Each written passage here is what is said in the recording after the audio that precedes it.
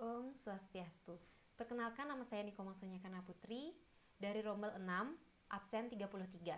Di sini saya akan memberikan informasi dengan topik tetap produktif di masa pandemi COVID-19. Pada tahun 2020 ini, hampir seluruh negara diuji dengan pandemi COVID-19 yang memakan ribuan korban jiwa dan angkanya terus bertambah. Semenjak awal kehadirannya, menimbulkan berbagai lini masalah, dari masalah sosial, politik, hingga ekonomi. Tetapi perlu kita sadari, pemicu permasalahan suatu negara, faktor utamanya yaitu adalah ekonomi. Karena masalah ekonomi dapat memberi dampak seperti pengangguran, kemiskinan, dan lain-lain.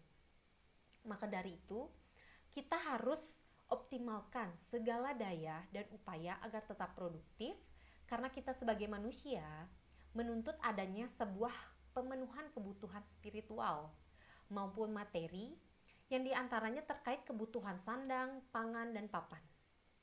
Produktif sendiri bisa diartikan sikap terus berusaha dan berkreasi yang hasilnya tidak hanya bermanfaat untuk diri kita sendiri, tetapi juga bermanfaat untuk orang lain. Jadi, tidak melulu berkaitan dengan uang sebagai hasilnya. Walaupun segala sesuatunya harus menggunakan uang untuk membeli kebutuhan yang diinginkan. Maka dari itu, kita dalam kondisi apapun harus produktif agar keberlangsungan hidup terus terjaga. Semenjak pemerintah Indonesia memberlakukan work from home disertai dengan PSBB mulai 16 Mei 2020 yang diawali dari kota Jakarta hingga kebijakan ini menyebar ke kota-kota lainnya, pemerintah menerapkan social distancing, menetapkan kebijakan kepada perkantoran, sekolah, kampus, hingga tempat pariwisata ditutup sementara guna memaksimalkan program social distancing ini. Nah, untuk tetap produktif di masa pandemi COVID-19 ini, ada beberapa tipsnya. Yang pertama, menyusun rencana jangka pendek dan jangka panjang. Rencana jangka pendek bisa diartikan kita membuat rencana yang bisa dilakukan sifatnya harian seperti pakai masker, ketika bepergian minum vitamin minimal 1 kali sehari, olahraga di pagi hari, berjemur pada jam 10 pagi, membentuk pola hidup bersih dengan cuci tangan yang teratur dan sesuai kebutuhan. Rencana jangka panjang di sini bisa diartikan dengan merancang agenda terkait kebutuhan pangan harian, bulanan hingga tahunan, alokasi dana pengeluaran yang tepat sasaran dan efisien. Yang kedua, mengelola waktu dengan efisien.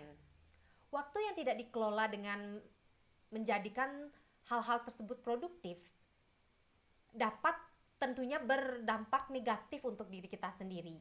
Maka dari itu, buatlah skala prioritas dalam menjalankan aktivitas di tengah pandemi. Karena biasanya ketika di rumah banyak waktu yang tidak produktif seperti nonton film, main game, dan tidur hingga lupa waktu.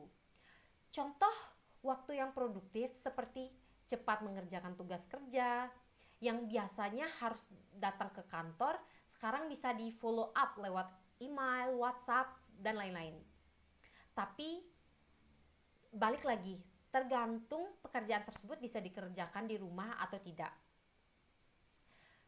Oke, selanjutnya, berpikir positif. Pikiran yang positif memberikan aura positif pada kegiatan kita sehari-hari. Menurut Octavia Zard, peneliti Stanford University asal Amerika, mengungkapkan hubungan antara pola pikir dan kesehatan.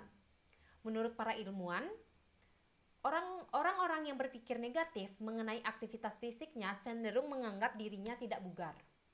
Selama 21 tahun, peneliti melakukan riset mengenai berapa banyak orang berolahraga sekaligus mengamati data kematian pada 61.000 orang dewasa.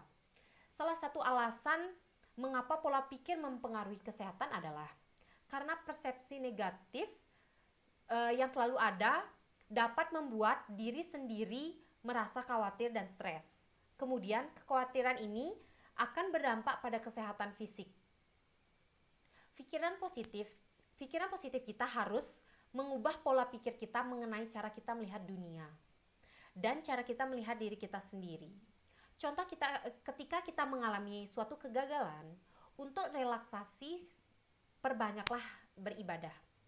Minta sharing dengan teman yang mampu memberi pesan positif.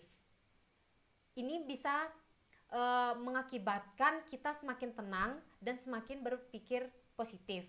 Oleh karena itu, di tengah pandemi COVID-19, kita harus berpikiran positif sehingga fisik kita juga sehat. Baik, sekian informasi yang dapat saya sampaikan. Akhir kata saya ucapkan terima kasih. Dan Prama Santi. Om Santi Santi.